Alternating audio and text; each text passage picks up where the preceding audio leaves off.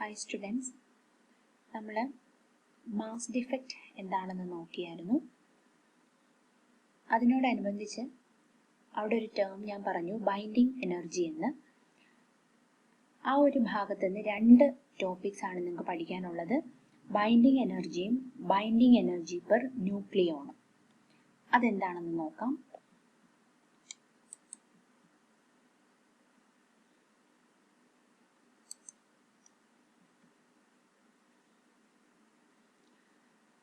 Binding energy is the energy required to disassemble or break a whole system into separate parts. ഈ ഒരു definition ഞാൻ പറയുന്നതിന് മുമ്പ് നിങ്ങൾ ഓർക്കുക, എന്താണ് നമ്മൾ മാസ് ഡിഫക്റ്റ് എന്ന് പറഞ്ഞത്? ഒരു ന്യൂക്ലിയസ് എടുത്താൽ അതിൻ്റെ കാൽക്കുലേറ്റഡ് മാസും എക്സ്പെരിമെൻ്റൽ മാസും വ്യത്യാസപ്പെട്ടിരിക്കും. അത് തമ്മിലൊരു ഡിഫറൻസ് ഉണ്ട്, ഒരു വ്യത്യാസമുണ്ട്. ആ ഒരു ഡിഫറൻസിനെയാണ് നമ്മൾ മാസ് ഡിഫക്റ്റ് എന്ന് വിളിക്കുന്നത്. Law of conservation of energy അല്ലെങ്കിൽ മാസ് അനുസരിച്ച് മാസ് ഒരു തരത്തിലും നഷ്ടപ്പെട്ടു പോകത്തില്ല. അപ്പം ന്യൂക്ലിയസിന്റെ കാര്യത്തിൽ ആ കാൽക്കുലേറ്റഡ് മാസും എക്സ്പെരിമെന്റൽ മാസും തമ്മിലൊരു വ്യത്യാസം വരാൻ കാരണം മാസ് എന്നുള്ളത്, ആ വ്യത്യാസപ്പെട്ട മാസ് മറ്റെന്തോ ഒരു കൺവേർഷന് വിധേയമായിട്ടുണ്ട്. അതുകൊണ്ടാണ് ആ ഒരു മാസ് ഡിഫക്റ്റ് ആയിട്ട് അത് കാണിക്കുന്നത്. അപ്പോൾ എന്താണ് ആ ഒരു കൺവേർഷൻ? അവിടെ ആ വീഡിയോയിൽ ഞാൻ പറഞ്ഞിട്ടുണ്ട്, മാസ് എന്തായിട്ടാണ് കൺവേർട്ട് ചെയ്യപ്പെട്ടത്? തുല്യ amount of energy, equal amount of energy ആയിട്ട് ആ ഒരു മാസ് ഡിഫക്റ്റ് കൺവേർട്ട് ചെയ്യപ്പെട്ടു. ഇനി ആ എനർജി എന്ന് പറയുന്നത് ന്യൂക്ലിയസ് ഫോം ചെയ്തപ്പോൾ ദാറ്റ് എനർജി ഈസ് റിലീസ്ഡ്. ഇനി മറ്റൊരു തരത്തിൽ പറഞ്ഞാൽ, ഇപ്പം നമുക്കറിയാം ബോണ്ട് ഫോം ചെയ്യുമ്പം എനർജി റിലീസ് ചെയ്യുക ചെയ്യുന്നത്. അതൊരു ബേസിക് കൺസെപ്റ്റാണ്. ബോണ്ട് ഫോം ചെയ്യുമ്പോൾ എനർജി റിലീസ് ചെയ്യും. ഇനി അതിൻ്റെ ഓപ്പോസിറ്റ് ചിന്തിച്ചാൽ, ഒരു ബോണ്ടിനെ ബ്രേക്ക് ചെയ്യണമെങ്കിൽ നമ്മൾ അത്രയും എനർജി അതിനകത്തോട്ട് കൊടുക്കണം. മനസ്സിലായോ? ഒരു ബോണ്ടിനെ എനിക്ക് ഫോം ചെയ്യിക്കണമെങ്കിൽ, അല്ലെങ്കിൽ ഒരു ബോണ്ട് ഫോം ചെയ്യുമ്പോൾ കുറച്ച് എനർജി റിലീസ് ചെയ്യും. ആ എമൗണ്ട് ഓഫ്, അല്ലെങ്കിൽ അത്രയും എമൗണ്ട് ഓഫ് എനർജി ബോണ്ടിലേക്ക് കൊടുത്താൽ ആ ബോണ്ട് ബ്രേക്ക് ചെയ്യുകയും ചെയ്യും. അതാണ് ആ ഒരു കൺസെപ്റ്റ് നമുക്ക് അറിയാവുന്നത്.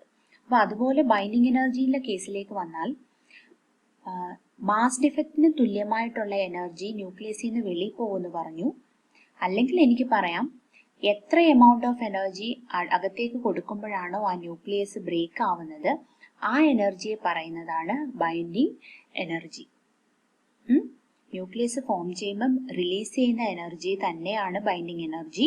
അല്ലെങ്കിൽ എനിക്ക് പറയാം, ആ ന്യൂക്ലിയസിനെ ബ്രേക്ക് ചെയ്യാൻ എനിക്ക് എത്ര എനർജിയാണോ കൊടുക്കേണ്ടത് അതിനെയും എനിക്ക് ബൈൻഡിങ് എനർജി എന്ന് വിളിക്കാം. Binding energy is the energy that is required to break a nucleus into separate parts. It is the energy required to separate a nucleus into its individual proton and neutron without providing them with kinetic energy. പുറമേന്ന് energy ഒന്നും കൊടുക്കാതെ, പുറമേ kinetic energy ഒന്നും കൊടുക്കാതെ നമ്മുടെ കയ്യിലിരിക്കുന്ന ന്യൂക്ലിയസിന്റെ break ചെയ്യുക. ന്യൂക്ലിയസിനെ break ചെയ്യുമ്പോൾ പ്രോട്ടോണുകളായിട്ടും ന്യൂട്രോണുകളായിട്ടാണ് മുറിഞ്ഞു പോകുന്നത്. അങ്ങനെ മുറിയാൻ വേണ്ടി ന്യൂക്ലിയസിലേക്ക് നമുക്ക് എത്ര എനർജിയാണോ കൊടുക്കേണ്ടത് അതിനെയാണ് നമ്മൾ ബൈൻഡിങ് എനർജി എന്ന് വിളിക്കുന്നത്. ഈ ഒരു ഡെഫിനിഷൻ മാത്രം നിങ്ങൾ ഓർത്താൽ മതി. ഇനി ബൈൻഡിങ് എനർജി എങ്ങനെ കണ്ടുപിടിക്കാമെന്ന് വെച്ചാൽ, നമുക്ക് ആകെ അറിയാവുന്നത് മാസ് ഡിഫക്റ്റ് ആണ്. ന്യൂക്ലിയസിന്റെ കാൽക്കുലേറ്റഡ് മാസും എക്സ്പെരിമെന്റൽ മാസും തമ്മിലുള്ള വ്യത്യാസം ഡെൽറ്റ എം, അത് നമുക്കറിയാമെങ്കിൽ അതിൽ നിന്ന് നമുക്ക് ബൈൻഡിങ് എനർജി BE കണ്ടുപിടിക്കാം. എങ്ങനെയാണെന്ന് നോക്കിക്കേ. Binding energy is equal to delta M, അതായത് mass defect into 931.5 mega electron volt. ഈ ഒരു കോൺസ്റ്റന്റ് ടേം വെച്ച്, എനർജി ടേം വെച്ച് മൾട്ടിപ്ലൈ ചെയ്യുമ്പോൾ മാസിനെ നമുക്ക് എനർജി ആയിട്ട് കൺവേർട്ട് ചെയ്യാം.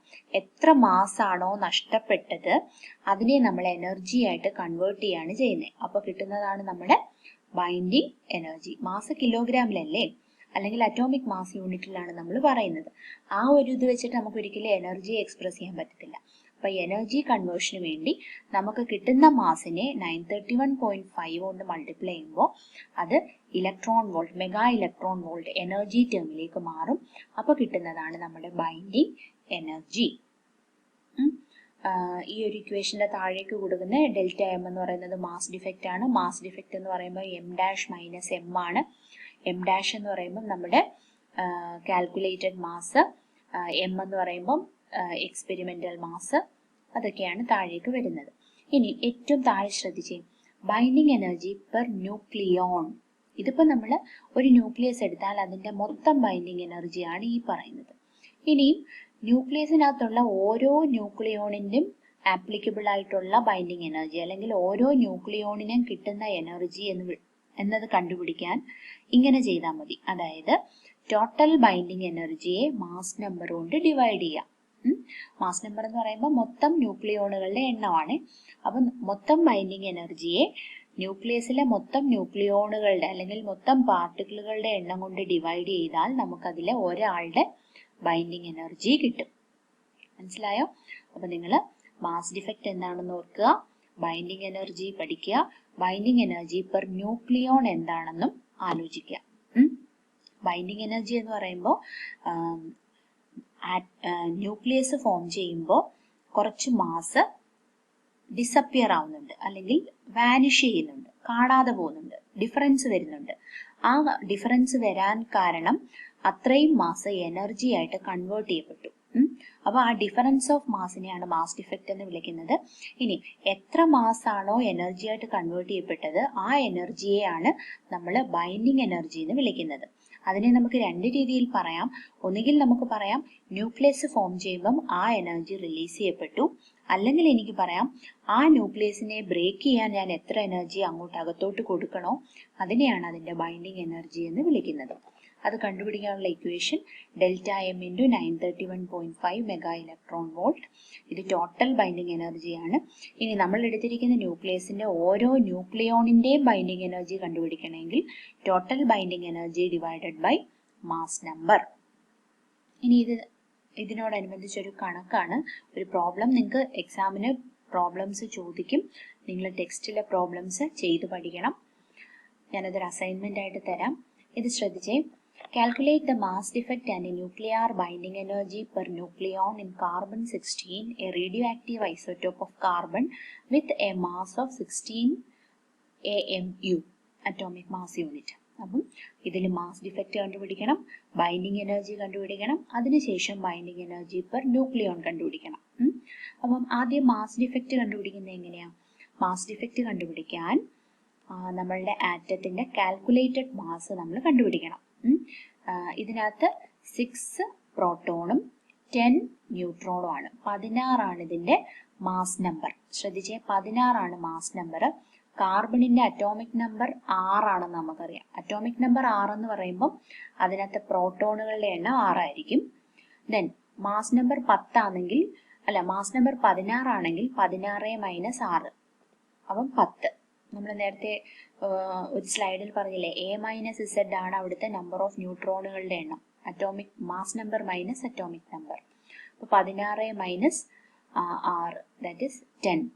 10 ആണ് നമ്പർ ഓഫ് ന്യൂട്രോൺസ്. അപ്പോൾ 10 ഇൻറ്റു മാസ് ഓഫ് 1 ന്യൂട്രോൺ ചെയ്യുമ്പോൾ നമുക്ക് എന്ത് കിട്ടും? കാൽക്കുലേറ്റഡ് മാസ് ഇവിടെ കിട്ടും. കാൽക്കുലേറ്റഡ് മാസ് കിട്ടും. ഈ കാൽക്കുലേറ്റഡ് മാസിൽ നിന്ന് എക്സ്പെരിമെന്റൽ മാസ്, അതാണ്ട് ഈ തന്നിരിക്കുന്ന മാസ് 16 പോയിന്റ്, ഇതാണ് മെഷർ ചെയ്യുമ്പോൾ കിട്ടുന്നത്. ഇത് ഡിഫറൻസ്, ഇത് മൈനസ് ചെയ്യുമ്പോഴാണ് എനിക്ക് മാസ് ഡിഫക്റ്റ് കിട്ടുന്നത്. ഇവിടെ ശരിക്കും ഒരു ബ്രാക്കറ്റ് ഇടണമായിരുന്നു. അപ്പം ഈ ഒരു കാൽക്കുലേറ്റഡ് മാസിൽ നിന്ന് നമുക്ക് തന്നിരിക്കുന്ന എക്സ്പെരിമെന്റൽ മാസ് മൈനസ് ചെയ്യുമ്പോൾ 0.118879 AMU എന്ന് കിട്ടി. ഇതാണ് ഇവിടുത്തെ മാസ് ഡിഫക്റ്റ്. ഇതിനെ എങ്ങനെയാണ് ബൈൻഡിങ് എനർജി ആയിട്ട് കൺവേർട്ട് ചെയ്യുന്നത്? വളരെ എളുപ്പമാണ്. ഈ കിട്ടുന്ന ഡെൽറ്റ എമ്മിനെ 931.5 കൊണ്ട് മൾട്ടിപ്ലൈ ചെയ്യാം. 931.5. അപ്പോൾ കിട്ടുന്ന മെഗാ ഇലക്ട്രോൺ വോൾട്ട് ആണ് ഇവിടുത്തെ binding energy, nuclear binding energy. ഇനി ഇതിനെ എങ്ങനെയാണ് ബൈൻഡിങ് എനർജി പെർ ന്യൂക്ലിയോൺ ആയിട്ട് മാറ്റുന്നത്? അതായത് ഇപ്പൊ കിട്ടിയ ബൈൻഡിങ് എനർജിയെ ടോട്ടൽ നമ്പർ ഓഫ് ന്യൂക്ലിയോൺസ്, ന്യൂക്ലിയോണുകൾ എന്ന് പറഞ്ഞാൽ ന്യൂക്ലിയസിനകത്തിരിക്കുന്ന സാധനങ്ങൾ, പ്രോട്ടോണുകളും ന്യൂട്രോണുകളും, അതല്ലേ മാസ് നമ്പർ. 16 കൊണ്ട് ഡിവൈഡ് ചെയ്യുമ്പോൾ 6.921 എന്ന് വരും. ഇതാണ് ഇവിടുത്തെ binding energy per nucleon value. മനസ്സിലായല്ലോ? ഇനിയും ഇത് ഒരു പ്രോബ്ലം ആണ് ഇതേപോലുള്ളത്. നിങ്ങൾ ഇതൊന്ന് ചെയ്ത് നോക്കണം. ഇതിനകത്ത് മാസ് ഡിഫക്റ്റും ബൈൻഡിങ് എനർജി പെർ ന്യൂക്ലിയോണും ആണ് കണ്ടുപിടിക്കേണ്ടത്. നിങ്ങളിത് ചെയ്തിട്ട് ആൻസർ എനിക്ക് വാട്സാപ്പിൽ അല്ലെങ്കിൽ എങ്ങനെയാണെന്ന് വെച്ചാൽ സെൻഡ് ചെയ്യാം. ഓക്കെ.